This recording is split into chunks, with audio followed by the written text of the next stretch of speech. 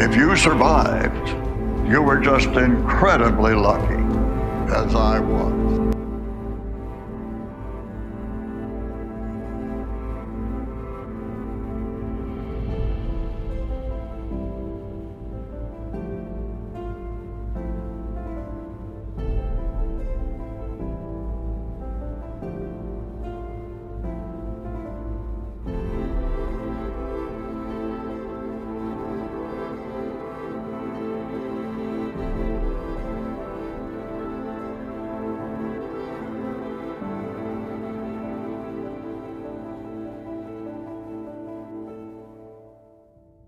Salut les abonnés, salut tout le monde, j'espère que vous allez bien. Je suis vraiment ravi d'être de retour avec vous aujourd'hui pour l'analyse de l'épisode 2 de la série Les Maîtres de l'Air, qui elle est disponible en français sur Apple TV.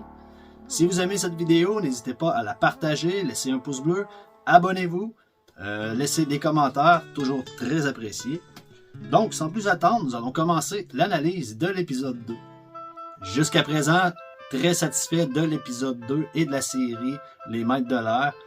L'épisode 2 met davantage l'emphase sur les personnages de Harry Crosby. Également, on apprend à connaître le personnage de Curtis Bedick dans l'épisode 2. Il faut savoir que Bedick est un personnage qui a réellement existé. Il était lieutenant.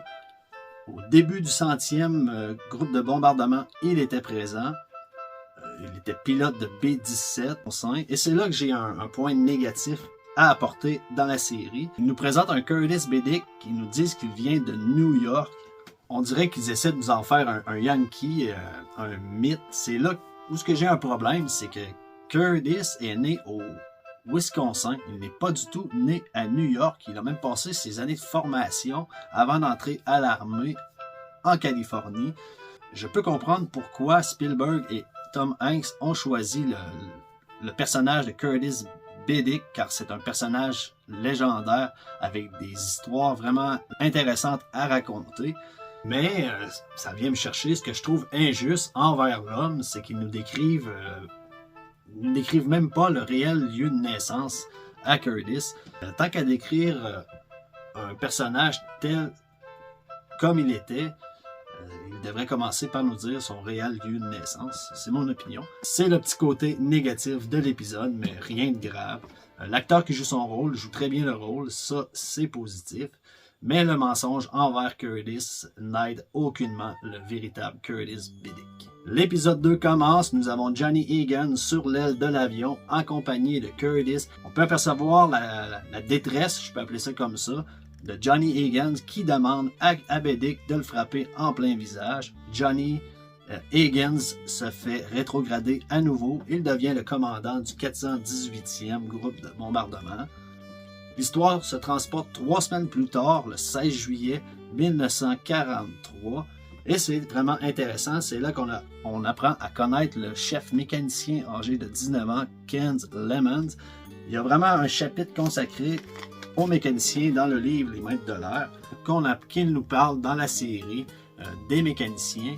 Dans le livre également, c'est la première fois que je prenais conscience, c'est eux qui vérifiaient tous les systèmes avant l'émission, que ce soit l'hydraulique, les moteurs, si tout était en fonction. Ken Lemons est un personnage qui a réellement existé. Sur la base, il est âgé de seulement 19 ans. Il était le chef des mécanos. Ce que j'ai lu à propos de l'homme, il a appris la mécanique pratiquement avec la couche aux fesses. En compagnie de Ken Lemons, on le voit dans la série, il y a des enfants qui l'accompagnent. On parle très peu souvent des gens locaux autour de la base ou en Angleterre.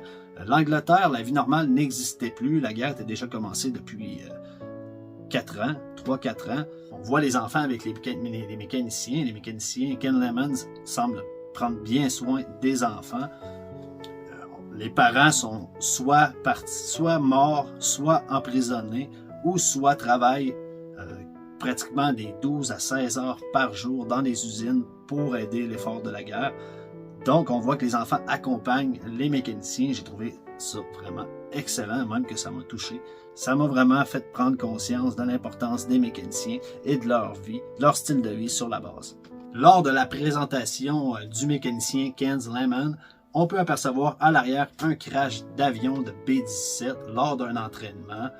La scène nous apporte ensuite à l'écrasement de l'avion. C'était le 349e Barn Hill. Il faut savoir que en moins de 3 semaines, c'était la 6e forteresse abattue. Départ d'effectifs de 350 hommes, le 100e comptait déjà 66 décès. La scène suivante, on se retrouve dans un bar en compagnie de la Royal Air Force britannique et de la Royal Air Force et de l'Air Force américaine, pardon. Les deux groupes discutent à propos des bombardements de nuit versus ceux de jour. Finalement, les deux groupes sortent à l'extérieur et Curtis Biddick se bat avec un homme britannique. Ils introduisent le fameux Norden, le viseur américain. Donc, comme je disais dans l'épisode 1, le Norden, après la bombe atomique, ils disent que c'était le secret le mieux gardé de l'Amérique. Je ne peux vous confirmer si cela est vrai. Ce Norden était un viseur qui permettait de faire des bombardements à haute précision. Il était censé, je dis bien censé, être très précis. Il pouvait atteindre une boîte de conserve à 25 000 pieds d'altitude. Ce n'était pas la réalité, c'était totalement faux même. Est-ce que le Norden était plus précis que d'autres méthodes? Oui, je suis d'accord, mais est-ce qu'il était précis comme les Américains le décrivaient? C'est totalement faux. Je me dois de revenir sur la bagarre dans le pub, dans l'épisode 2. Il faut comprendre que le groupe britannique et le groupe américain en viennent au point suite à un désaccord. Point de vue bombardement jour versus ceux de nuit. Il faut comprendre que les deux avaient une façon de penser totalement différente en ce qui concerne la campagne de bombardement sur l'Allemagne. Les Américains, eux, optaient plus pour des bombardements de jour sur des sites économiques ou des cibles stratégiques de l'ennemi, tandis que les Britanniques, eux, optaient plus pour des bombardements de nuit qui étaient plus aveugles et beaucoup plus meurtriers. Il faut également comprendre que l'Amérique vient tout juste d'entrer en guerre. Les Anglais d'Angleterre, eux, ça fait déjà 3-4 ans qu'ils perdent des hommes. Donc la façon de penser est comprenable qu'elle soit différente. Également, l'Angleterre n'est pas au courant du Norden. À quel point ça a un impact, je l'ignore, mais on se doit d'analyser tous les côtés avant de pouvoir porter un jugement. Mais je voulais vraiment vous faire... je crois que c'est ce qu'ils ont tenté de représenter avec la bagarre dans le bar.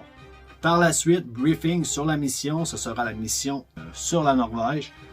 Il faut savoir que cette mission était la 8e mission du 100e groupe de bombardement. À cette époque, je crois que c'était la mission la plus longue du 8e Air Force. Après le briefing, nous apprenons que Bubbles est malade et sera donc remplacé par le navigateur Harry Crosby. Crosby a réellement été choisi pour remplacer son meilleur ami qui était malade. Ceci est la vérité. Mais il faut savoir que lors de la mission qu'il a réalisée avec Johnny Higgins en Norvège, dans la série, il nous démontre que c'est la première fois que Crosby vole avec Higgins, mais c'est faux. En réalité, la première fois qu'ils avaient volé ensemble, c'était durant une mission d'entraînement. Donc, Johnny Higgins connaissait les capacités de Crosby en tant que navigateur. Lors de cette mission en Norvège, il a réellement été le navigateur du groupe, mais ce n'était pas la première fois qu'il volait avec Higgins. Encore une fois, le personnage qu'ils nous décrivent, pas préparé, confus, qui semble maladroit, qui se fait annoncer au dernier instant, et qui se fait dire en passant tu vas voler pour la mission en Norvège, c'est pas réellement ce qui s'est passé. Lors de la mission en Norvège, c'était sa 2e mission à Harry Crosby avec le groupe de bombardement et il était très bien préparé. C'était encore une fois mon petit côté négatif en ce qui concerne le navigateur Harry Crosby qui, selon moi, n'est pas représenté à sa juste valeur, mais c'est juste mon opinion personnelle et ça ne m'empêche pas d'aimer la série, au contraire. C'est juste le fun de pouvoir en parler, mais c'est vraiment pas grave.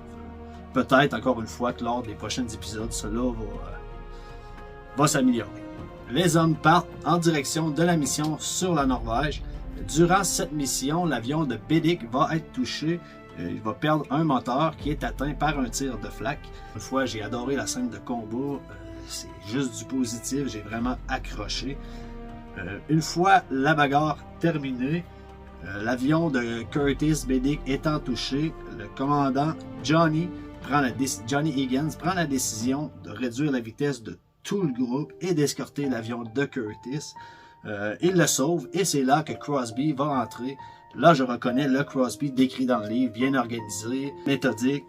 Grâce à Crosby, il va calculer un nouvel itinéraire et cette décision de groupe de rester en compagnie de Curtis Bedick, de ne pas l'abandonner, va sauver les 10 hommes dans d'équipage qui étaient avec Bedick. Et Crosby est très bien représenté dans cette scène, j'étais vraiment content. Comme je l'expliquais dans l'épisode 1, si le groupe aurait continué à filer à sa vitesse d'origine et n'aurait pas attendu l'avion de Curtis Bedick était condamné à une mort quasi assurée. Les avions avaient besoin d'être ensemble, un et l'autre, pour pouvoir se protéger. L'avion de Bedick réussit à atterrir en Écosse, sauvant son équipage. Au retour pour le 100e sanglant, Harry Crosby se fait féliciter par le haut commandement. Les hommes se retrouvent à faire la fête et encore une fois, on peut voir le personnage de Johnny Higgins représenté dans toute sa splendeur. Lui qui monte sur la scène, prend un micro, chante du Johnny Higgins à son meilleur. Durant cette fête, on peut apercevoir un Harry Crosby très humble. Il se fait féliciter mais ne prend pas le mérite et dit que c'est grâce à son ami Bubbles Spain. J'ignore si cela est réellement arrivé, mais c'était le genre de personne que j'ai reconnu dans le livre. Lorsque j'ai vu cette scène, j'étais vraiment content. Encore un point positif en ce qui concerne Harry Crosby. Ensuite, au retour à la base, j'ai adoré voir la scène où les hommes font une course de vélo. J'ai vraiment adoré ça.